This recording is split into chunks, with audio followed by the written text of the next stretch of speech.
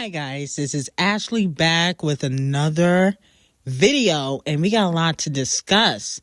So Ckiminaj dropped Bigfoot, and she also put out some interesting tweets. She said, hey guys, the song will actually come out 9 p.m. Pacific time, midnight Eastern Standard Time. It could possibly come a tad bit sooner, but no guarantees.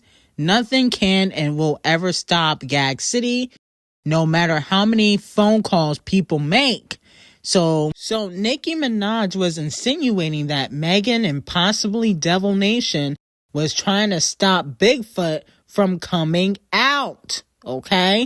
And then she also tweeted, LOL, she said, I'm independent artist. YouTube equals sending notifications to millions of people who don't subscribe to her, allegedly. Devil Nation, paid ads all over Twitter, allegedly. Signed to 300/Warner. Yup, she's independent, all right. Lying lipo, hashtag Bigfoot, okay? Now, here's my thing. I think she's probably noticing that it was reported that Hiss by Megan Thee Stallion is expected to debut inside the top 10 next week on the Payola Hot 100. Now, it was reported that this would become her first solo top 10 debut on the chart. I thought the Savage song went top 10 solo, or maybe that was with Queen Bee. But anyway, Ckiminaj helped Megan Thee Stallion achieve this, because Megan usually don't get solo top 10s. It's usually mostly collaborations. But dissing Nicki Minaj and Nicki Minaj tweeting basically all weekend has helped give Megan Thee Stallion that extra push in the industry. So now she gonna get an extra backing, okay? They did it with Criminal B. They did it with Scratch Off, currently with Doja Cat. That's what happens when you beef with Nicki Minaj. She helped, Megan go top 10 because, to be quite honest, Piss is not a catchy song. It's not top 10 worthy. No shade, like it doesn't have replay value. But there's a lot of shock value because she's dissing, Champagne Thickums, Nicki, Tory, Party, allegedly Sweetie. So she's dissing a lot of people. Now, Nicki starts off the song by saying, your flow is such a bore. Drinking a bottle of Henny through a straw. Bitch, you better stop that dialogue before I hit Carl and buy your catalog, okay? Now, this had a lot of people upset, okay, because everybody wants to root for Megan because of the sympathy train she has going on. And people were saying, oh, didn't Wayne sell Nicki's masters? No, he did not. He sold the Young Money albums, okay?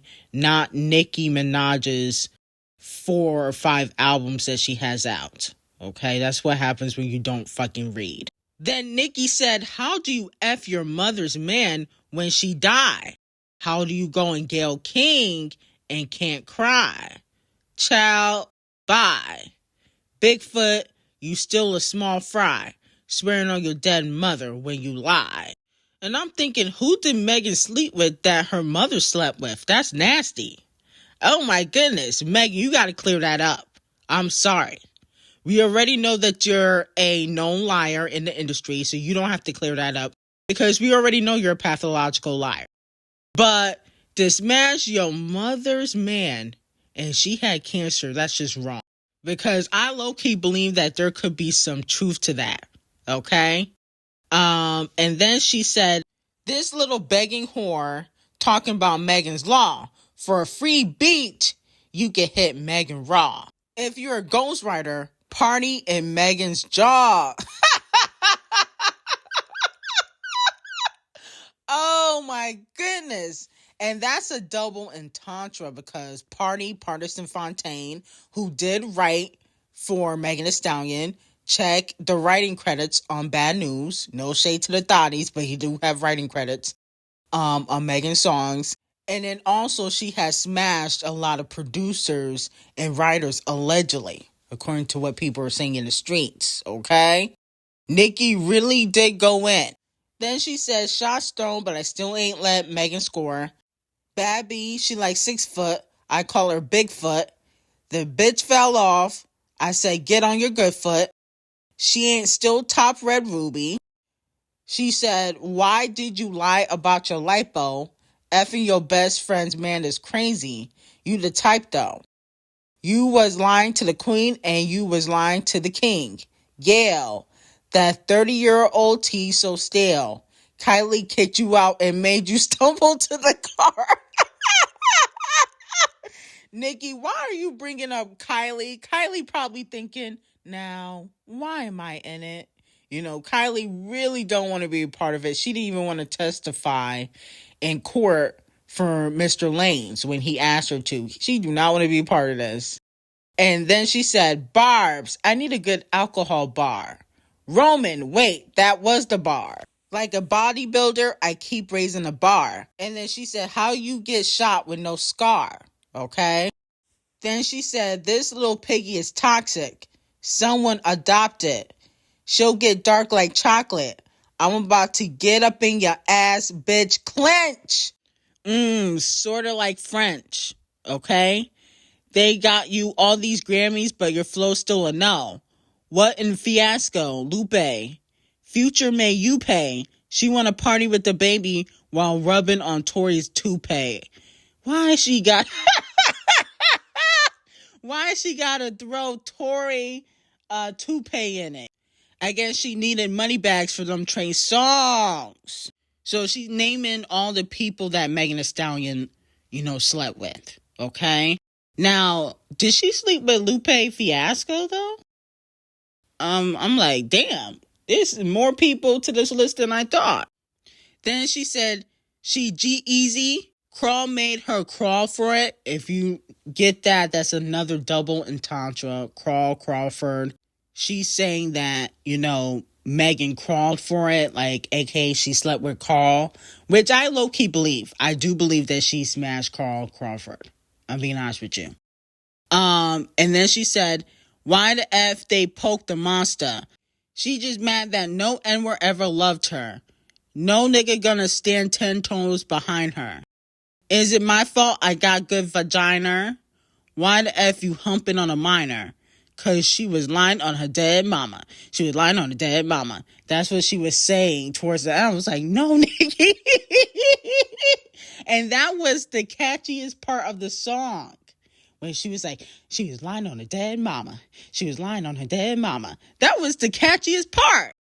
I was like, oh, Lord, the thotties ain't going to be happy about this.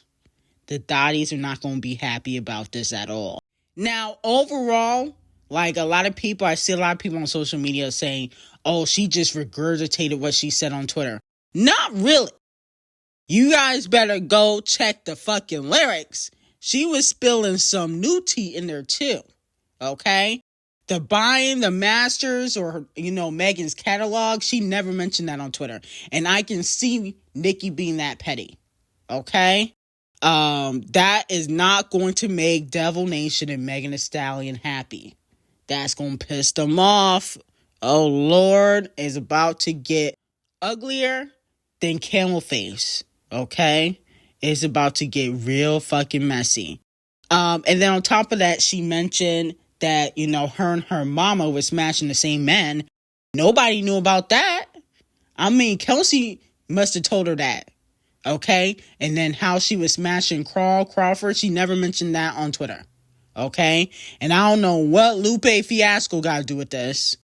And then humping minors. What minor did she hump? They were saying that it was NLE Choppa that she was humping. And he only like 18, right? Like 18 or 19. But when she was humping him, he might have been 17, 16. That's what they're saying in the street, thotties. Don't get mad at me. That's what they're saying in the streets. Okay, so Nikki really did go in on Megan. You really got to listen to the record. She really went in on her. No shade. Okay? When we're talking about a diss track, that definitely was a diss track. Okay? And the weird part is I like the acapella version better than the beat one. I like the acapella version in my opinion. And I didn't care for him when she was talking at the end. I'm like, Nikki, you already talk every day on Station Head. This is a diss track. Okay, this ain't Station Head. But she really did diss Megan Thee Stallion. So I think, we got to give Nicki her point for that. People are saying how it's trash. Y'all just don't like Nicki Minaj because she really went in on Megan Thee Stallion. Stop. But yet, Nicki is still going after Megan Thee Stallion on Twitter. She was saying basically how Megan said that nobody was going to address her or at her or respond to her. And, Nicki did do that. Then she responded to, I think this is a blog or a fan page, and she said she don't want the disgusting tea to come out. Trust. Okay, so Nicki says she got like 4 more songs where she got tea on Megan Thee Stallion. So she's waiting for Megan to respond. Then she also said that Megan Thee Stallion and her team are doing fraudulent stuff when it comes to the, piss sales. Okay, they're saying they are doing too much fraudulent-ish for Bigfoot. She can't do it without a machine behind her. Her mom used to write her raps. Her mom was a stand-up, real woman. Nothing like lying light bulb. Okay, so that's what Nicki Minaj said on Twitter. Then she started mentioning D0JA from Devil Nation. I'm like, Nicki, please don't do that because you finna piss off Camel Face. She said spending so much money, but she the little broke independent artist. D0JA, you gotta let it go, baby. The world knows she's ass, can't rap, stop effing, trying to make fetch happen. I just put out a song with no promo, no video, and it's already at number 2 on iTunes. Now, one thing I wish Nicki would do is just stick to the music. The tweeting, the station head lives, I don't think is necessary all the time. Not every day. Okay, like if she just went on there once in a while, but not every day. And I feel like, that's why people are now going to say everything Nicki drops is trash because they feel like the general public, obviously not Nicki fans, but the general public feel like she's doing too much. And I feel like, she's going to put more of a target on her back by mentioning Devil Nation constantly. Because now they're going to be like, okay, we're going to really start sabotaging you. Okay? So I feel like she should just stick to the music and just diss Megan and D0JA in the music and then pay them dust. But her flow and the bars in Bigfoot were really good. People are hating on it because they don't like Nicki Minaj, but it was actually, in fact, really good. I like the acapella version better, though. Now, speaking of Doja Cat, fans want Megan to get D0JA on the Hiss remix because it's expected to go top 10. That would take it to number 1. They want Megan to get Doja Cat on the Hiss remix or to just do another song with Doja Cat, okay? Let me know how you guys feel about that. I feel like when it comes to Megan and D0JA, I don't feel like D0JA would really go out of her way to work with Megan Thee Stallion.